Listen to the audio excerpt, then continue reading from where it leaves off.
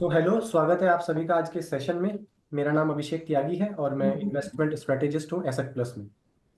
आज हम बात करने वाले हैं फ्लेक्सी कैप कैटेगरी के बारे में। तो आज हम जानने की कोशिश करेंगे फ्लेक्सी कैप कैटेगरी है क्या और ये कैसे काम करती है। अगर मैं आपको बताना चाहूँ फ्लेक्सी कैप कैटेगरी के एयूएम के बारे में, तो इस कैटेगरी का एयूएम है 3,72,000 crore rupees as on 31 May 2024, which is highest among all the categories in equity mutual fund. तो जैसे कि हमें पता है इक्विटी म्यूचुअल फंड में 11 कैटेगरीज हैं, बट उनमें से सबसे ज्यादा किसी का एयूएम है तो वो है फ्लेक्सी कैप कैटेगरी। तो आज हम इसी पर डिटेल में चर्चा करेंगे। एंड इस पर बात करने के लिए आज हमारे साथ है Chaitanya Chouksey ji, who is fund manager at J M financial mutual fund. Sir को 21 साल का गहरा अनुभव है एसेट मैनेजमेंट इंडस्ट्री में। एंड सर 2008 से जेएम फाइनेंशियल के साथ एसोसिएटेड है। I welcome you sir and thank you so much, आज आपने एसेट प्लस के लिए टाइम निकाला है। Thank you and thanks for having me for this call and मुझे खुशी होगी आपके सवालों का जवाब देने में। बिल्कुल सर। तो सर हम स्टार्ट करते हैं। मैं पहला क्वेश्चन आपसे यही जानना चाहता हूँ, ये फ्लेक्सी कैप कैटेगरी कैसे काम करती है एंड ये कैसे मल्टी कैप कैटेगरी से अलग है। बिल्कुल। तो जैसे आप जानते हैं सेबी जो मार्केट रेगुलेटर है उन्होंने market cap categorisation norms introduce किए थे and as per market cap उन्होंने जैसे आप जानते होंगे कि जो टॉप 100 कंपनीज है मार्केट में वो लार्ज कैप क्लासिफाई होती है इन terms of market cap rankings जो टॉप 100 होती है। फिर 101 to 250 जो रैंक्स है वो सब मिड कैप कैटेगरी में आते हैं एंड 250 के ऊपर जितने भी सब स्टॉक्स है वो सब स्मॉल कैप कैटेगरी में आते हैं। तो सभी ने ये norms they had come out with these norms जहाँ तक मुझे याद है 2018 में या 17 एंड में आए थे।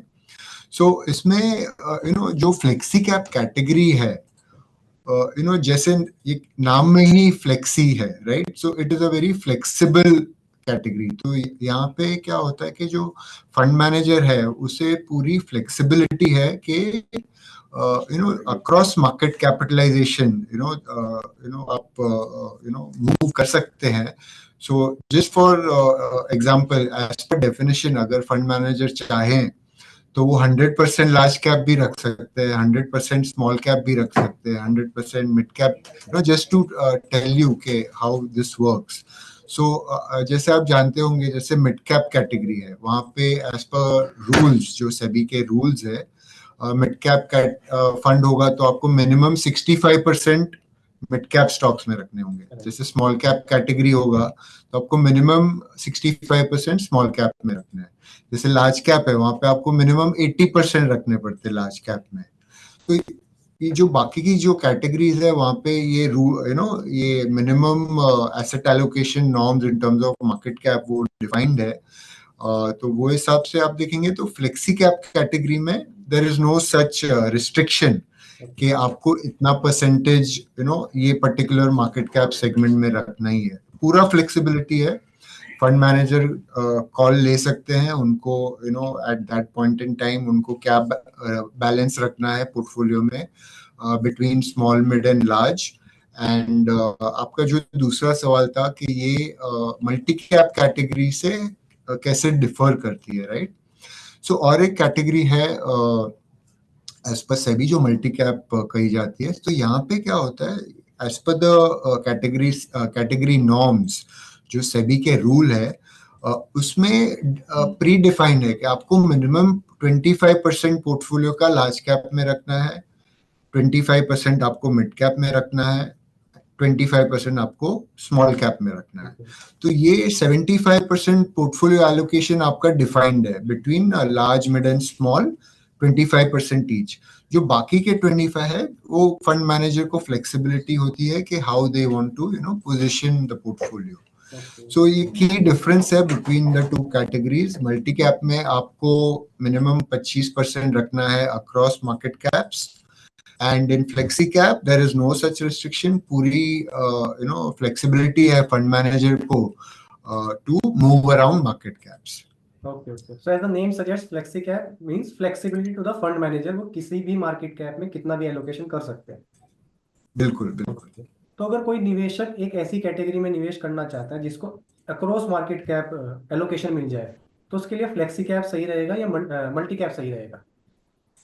देखिए, you know on first thoughts आपको लगेगा कि फ्लेक्स मल्टी कैप शायद बेटर कैटेगरी रहेगा, दैट्स द फर्स्ट थॉट। पर हमारा मानना ये है कि जो अगर फंड मैनेजर को पूरी फ्लेक्सिबिलिटी है पोर्टफोलियो मैनेज करने के लिए, so from our perspective we feel के flexi cap is a better category to invest in. वहां पे एक अजम्पशन ये है कि द फंड मैनेजर स्कीम को ट्रू टू लेबल मैनेज कर रहे हैं। व्हाट डू आई मीन के काफी आप देखोगे कि फ्लेक्सी कैप कैटेगरी में इंडस्ट्री में आप देखेंगे कि lot of them are more of large cap oriented, जो उनका वेटेज ज्यादातर लार्ज कैप में रहेगा।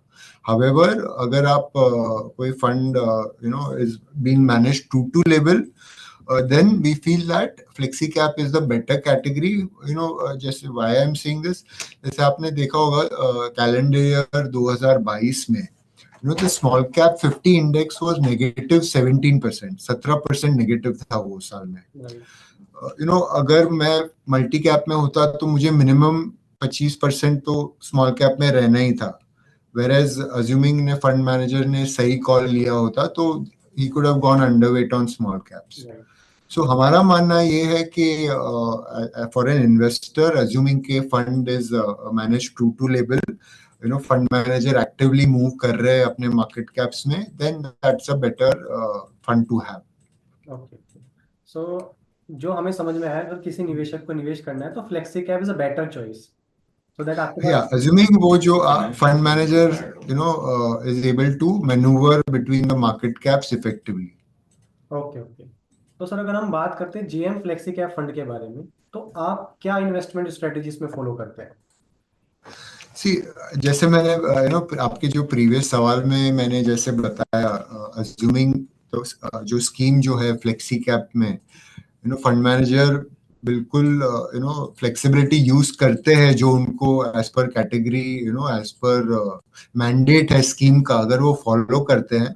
सो इनफैक्ट जेएम फ्लेक्सी कैप में हमने एग्जैक्टली यही किया है। We have followed the it's very true to label and हम काफी एक्टिवली हमारे मार्केट कैप एलोकेशंस चेंज करते हैं। सो जस्ट फॉर एग्जांपल आप मार्च 2020 में बिकॉज वो कोविड के का दौर था तो वो टाइम पे हम लोग ऑलमोस्ट 93% लार्ज कैप्स में थे। Now, as of August of 2023, we were as low as 38% large caps. Okay. Right? And as of last our fact sheet date, we would be at around say around 41-42%. Right? So point मैं ये कहना चाहता हूँ कि हमने actively move किया है across market caps, across sectors, and even our stock selection has helped our performance. So from that perspective हमारी strategy यही रही है इस fund में कि हम जो स्कीम ने जो फ्लेक्सिबिलिटी दी है, we actually manage it true to label and we have actively done that also. We have actively moved across market caps over a period of time और आपने देखा होगा लास्ट काफी समय से small और mid caps are doing better. Right. So that has helped us in our performance. So to that extent, मैं अगर कहूँ तो we have actively moved across market caps और true to label manage किया है। Okay okay. तो ये क्या मतलब आप क्या फैक्टर कंसीडर करते हैं कि अब स्मॉल कैप में एक्सपोजर बढ़ाना चाहिए, अब लार्ज कैप में बढ़ाना चाहिए, या कौन से मार्केट कैप से एग्जिट करना चाहिए, वो कैसे डिसाइड होता है? तो जैसे मैंने कहा कोविड में that time the fear was the highest, तो तभी आपको आप एज अ फंड मैनेजर आप चाहोगे कि पोर्टफोलियो में वोलेटिलिटी सबसे कम रहे और आपको आगे क्या विजिबिलिटी नहीं है जरा भी आगे क्या होने वाला है, मैक्रो इवेंट्स कैसे होंगे, आपके अर्निंग्स कैसे आएंगे। सो ऐसे मार्केट में generally fund manager would typically like to go towards large caps, क्योंकि वहां पे आप देखोगे कि वोलेटिलिटी और थोड़ी कम रहती है as compare to small and mid caps.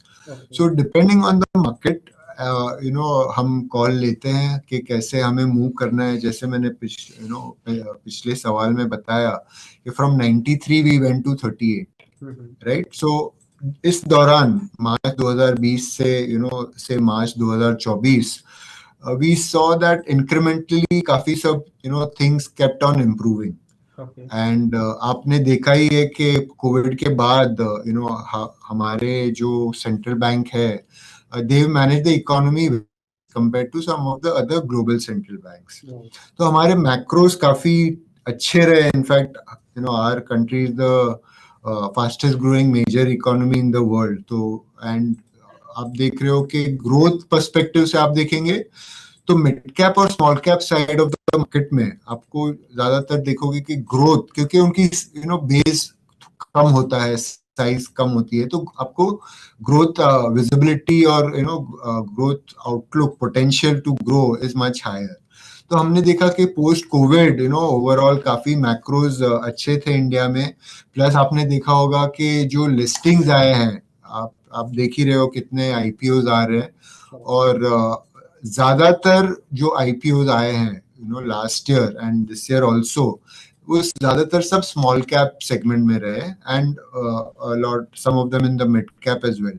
तो हमने देखा कि अपॉर्चुनिटी जो है सिंस हमारा जो economy is doing well and growth outlook अच्छा हो रहा है, तो वी फाउंड दैट कि आपका जो growth is much better and valuation premium और how much we are paying for that growth is not as high as one would have imagined. So from that perspective हमने हमारा, जैसे मैंने बताया, मार्च 2020 से we gradually move towards small and mid caps and fortunately हमारे लिए market overall performance भी small और mid cap side of the market ने better दिया है. So that is also something which has helped our performance. Okay. आगे जाके जब भी हमें लगेगा कि where we feel अगर के वैल्यूएशंस बहुत ज्यादा बढ़ गए हैं small cap side of the market में या मिड कैप में, then we may look at increasing our large cap allocation. तो जैसे मैंने बताया, we are true to label. हम डेटा डिपेंडेंट है. जैसे हमें लगेगा कि our strategy should be to move more towards large caps, we will do that. Okay, so आप वैल्यूएशन बेसिकली चेक करते हैं. अगर वैल्यूएशन महंगे लगते हैं तो आप एग्जिट करेंगे और सस्ते लगते हैं तो उसमें एंट्री. बिल्कुल. ओके, बिल्कुल. तो अगर हम पास्ट की बात करें, अगर आप एवरेज रेंज देना चाहें, आपने लार्ज कैप में कितना परसेंटेज अलॉटमेंट किया है एंड मिड कैप और स्मॉल कैप में कितना एक्सपोजर लिया है, अगर एक उसका बेसिक आइडिया बताना चाहें, आप क्या रेंज आप मेंटेन करते हैं? See, वो एक्चुअली स्पेशली फ्लेक्सी कैप में वो रेंज बताना मेरे हिसाब से मुश्किल है, या it wouldn't be right for me to comment कि हम इतना ही रखेंगे, बिकॉज आपको पूरा फ्लेक्सिबिलिटी है एज पर मैंडेट. तो एक कोई पर्टिकुलर सेट तो rather I would go for multi cap, right, जहाँ पे मुझे डिफाइंड देना है इन्वेस्टर को. तो यहाँ पे in flexi cap in particular, specially हमारे पर्सपेक्टिव से, कि we are completely flexible in terms of our market cap allocation, और हमने पूरे यूज किया है वो फ्लेक्सिबिलिटी. अगर आप देखोगे the data is out there for everyone to see कि हमने actually we've been flexible. So from that perspective, कोई भी range या number देना I think will not be advisable. Okay okay, so जैसे कुछ फंड हाउसेस होते हैं वो फ्लेक्सी कैप कैटेगरी में भी टुवर्ड्स लार्ज कैप ओरिएंटेड होते हैं. ऐसा जीएम फ्लेक्सी कैप के साथ नहीं है. आप पूरी फ्लेक्सिबिलिटी यूज बिल्कुल करते हैं across all the market cap. Absolutely, absolutely. Okay, so अगर कोई इन्वेस्टर इस फ्लेक्सी कैप फंड में इन्वेस्ट करना चाहता है जीएम के, तो एक सजेस्टेड टाइम पीरियड आप क्या कहेंगे कि मिनिमम इतने समय के लिए तो इन्वेस्ट करना चाहिए? आप देखिए, इक्विटी जैसे आप जानते हो शॉर्ट टर्म में वोलेटाइल रह सकता है, राइट, ओवरऑल मार्केट्स. बट हमने देखा है कि specially from an equity investor के पर्सपेक्टिव से, कि आपको मिनिमम कोई भी इक्विटी इन्वेस्टमेंट को आपको 3 साल का टाइम तो बिल्कुल मिनिमम देना चाहिए, राइट. एंड आप जितना देरी तक इन्वेस्टेड रहोगे मार्केट में the better. I am sure हमारे जो भी व्यूअर्स है, ऑडियंस है, तो उन्होंने सबने दिखा ही होगा कि आज Sensex is at around 80,000 level, right. और आप 20 साल पहले का लेवल देख लीजिए, and so the trend has always been upwards. तो the longer you stay invested in equity the better it is. And specially on the small and mid cap side, वहां पे आपको एटलीस्ट 5 years का view लेके चलना चाहिए. So yeah, I think flexi cap में आप देखोगे तो minimum 3 years and mid and small में minimum 5 years, but the longer the better across categories. जिस तरीके से मार्केट वोलेटाइल रहती है, तो इट इज सजेस्टेड मिनिमम 3 से 5 साल के लिए तो आप आए इक्विटी मार्केट में, तभी आपको रिटर्न बिल्कुल अच्छे बिल्कुल मिल सकते हैं. ओके बिल्कुल. सर, हम अगर जीएम फ्लेक्सी कैप फंड के रिटर्न्स के बारे में बात करें, तो फंड ने कैसा परफॉर्मेंस किया लास्ट 5 और 10 ईयर्स की हम बात करें वर्सेज इट्स बेंचमार्क, आप अगर उसके बारे में कुछ बताना चाहें. बिल्कुल. सो इनफैक्ट मैंने I have the data, but जैसे मैंने बताया, we have been managing the scheme true to label. हमारा जो मार्केट कैप एलोकेशन है वो सही रहा है. हमारे जो सेक्टर सिलेक्शन भी वर्क किए हैं हमारे लिए, और जो हमारा स्टॉक सिलेक्शन है विद इन दो सेक्टर्स, वो भी we been able to do well on that front also. तो जैसे आप 3 years रिटर्न देखेंगे तो हमारा JM flexi cap return CAGR basis पे is at around 30.88%, 3 years versus BSE 500 19.67. अगर हम 5 साल की बात करें तो I am saying as of yesterday data, 5 years में GM Flexi Cap is 26.49 versus benchmark BSE 500 19.83. और अगर हम 10 साल की बात करें तो GM Flexi Cap is at 19.05% versus benchmark of 15.39. तो आप देखेंगे we've been able to outperform the benchmark comfortably, and we have been following the strategy that I have outlined earlier. So हमारे हिसाब से, because we followed our approach in terms of in our investment philosophy भी जो हमारी है, that is growth oriented, and जहाँ पे हम लोग growth of earnings and earnings quality, जो बैलेंस शीट स्ट्रेंथ है, मैनेजमेंट क्वालिटी, कॉर्पोरेट गवर्नेंस, वो सब चीज़ों पे बहुत ज़्यादा स्ट्रेस रखते हैं. प्लस जैसे मैंने बताया, India is a growth market, और यहाँ पे as a fund house also हमारा philosophy is towards growth stocks and at reasonable, आपके price earning to growth basis पे कंफर्टेबल होने चाहिए, and all the balance sheet parameters in check. So broadly, हमने ये strategy follow की है, and result of which we've been able to, outperform the benchmark. तो जितना मुझे समझ में आया, आप फ्लेक्सी कैप में पूरी फ्लेक्सिबिलिटी का फायदा उठा रहे हैं, एंड बेंचमार्क को अच्छे तरीके से आप बीट भी कर रहे हैं, चाहे हम 3 साल की बात करें, चाहे हम 10 साल की बात करें. राइट. तो thank you so much sir, आपने सभी सवालों के जवाब काफ़ी अच्छे से दिए, और ये हमारे इन्वेस्टर्स और हमारे पार्टनर्स के लिए काफ़ी हेल्पफुल रहेंगे. एंड एक बार फिर से आपका बहुत बहुत धन्यवाद, आज आपने एसेट प्लस के लिए टाइम निकाला. Thank you very much for having me, and have a good day. Thank you so much sir.